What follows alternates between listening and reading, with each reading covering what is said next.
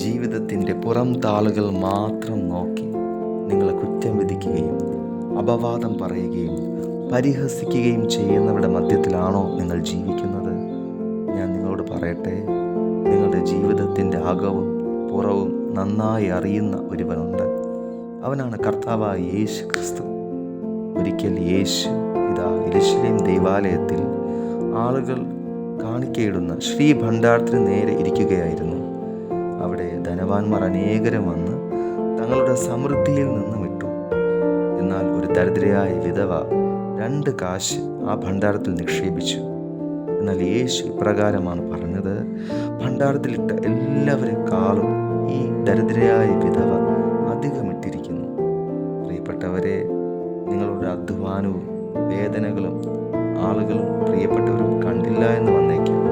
എന്നാൽ എല്ലാം കാണുകയും അറിയുകയും നിങ്ങളെ സ്നേഹിക്കുകയും ചെയ്യുന്ന യേശു നിങ്ങൾക്കായി ജീവിക്കുന്നു.